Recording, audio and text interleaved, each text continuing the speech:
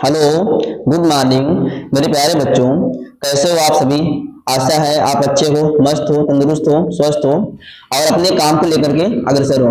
मेरे प्यारे बच्चों, ठंडक थोड़ा बढ़ गई है, इसलिए आप घर पे ही आप ठीक है, आप अपनी पढ़ाई को आगे बढ़ाएं ताकि आप अच्छे नंबर पा सके। मेरे प्यारे बच्चों, आज हम सीख पाएंगे यहाँ पे अभ्यास 3.1 में एक रूल होता है। यहाँ पे आपको 3 बात सीखनी पड़ती है। वहां पे आपको 2 रेखाएं दी रहती है, तो आपको चेक करना होता है कि कौन सी रेखा समांतर है, कौन सा ऐसा मतलब सोल्यूशन इसका निकलेगा। ठीक है, तो कैसे इस चीज को आप कर पाओगे। जैसे यहाँ पे आप 2 लाइन देख पा रहे हो, a1x b1y प्लस c1 0। इसी प्रकार से यहाँ पे लिखा हुआ है a2x b2y c2 0। यहाँ से हम 3 बात सीखेंगे, 3 रूल सीखेंगे। पहला रूल क्या होता है कि जब दो जब दो रेखाएं प्रतिच्छेद करती हूँ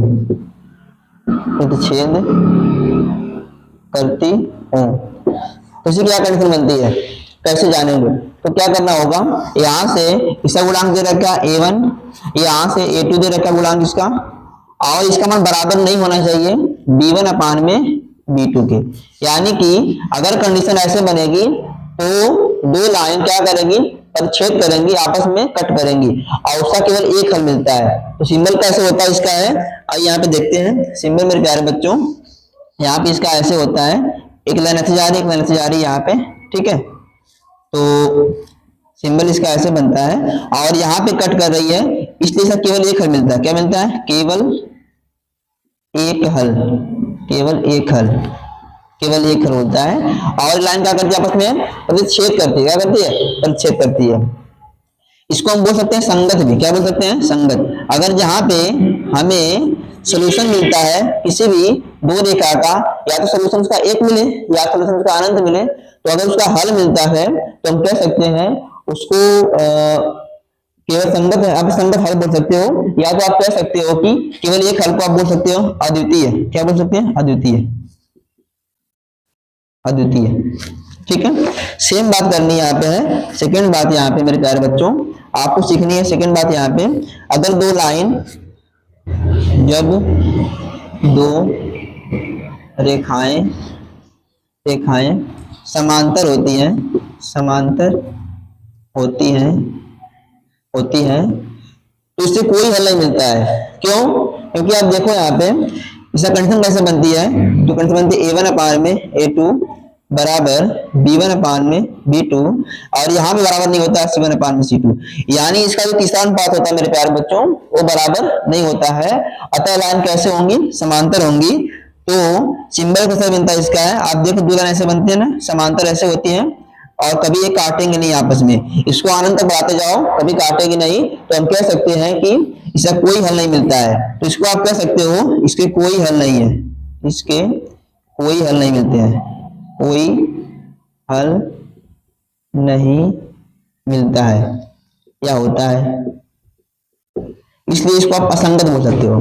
इसका दूसरा नाम क्या है, असंगत। असंगत यानी जहां पे कोई हल न मिले उसको क्या बोल सकते हो, असंगत।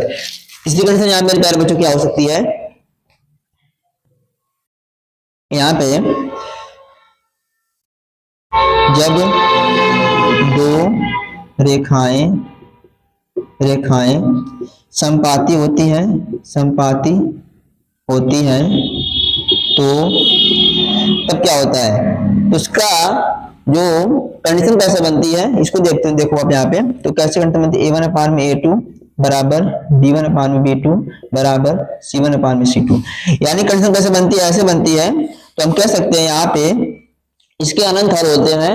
तरीका सिंबल का इसका होता है, तो आप कह सकते हैं यहाँ पे सर इसको सिंबल इसका ऐसे बनता है। यहाँ पे ये लाइन आप देख पा रहे हो, इसी पे दूसरी लाइन होती है ऐसे, सेम टू सेम 2 लाइन, मतलब 2 लाइन आपस में क्या होती है, पहली लाइन जो होती है उसके ऊपर मतलब सेकंड लाइन होती है, और कैसे होती है, संपाती होती है। तो आप मुझे बताइए इसके अनंत हल, हर जगह इसका हल मिल रहा है, हर पॉइंट पे इसका हल मिल रहा है, इसीलिए आप कह सकते हो इसे कितने हल मिलते हैं, अनंत हल मिलते हैं। कितने, अनंत, अनंत, अनंत ऐसे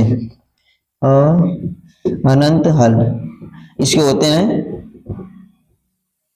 होते हैं और ये भी संगत होता है। जहां पे आपको हल मिलता है वो संगत होता है। संगत कंडीशन आपसे पूछता है संगत का हल क्या होता है, असंगत क्या होता है, तो आपको जहां पे देखना है कि जहां पे आपको कुछ हल मिले, जैसे एक हल यहाँ मिल गया, इसको आप अद्वितीय बोलते हो, यहाँ पे अनंत हल मिल रहा है, इसको आप वहां पे हम संगत बोलेंगे। जहां पे आपको कोई सोल्यूशन न मिले, कोई हल न मिले, उसे हम क्या बोलेंगे, असंगत बोलेंगे। मेरे प्यारे बच्चों,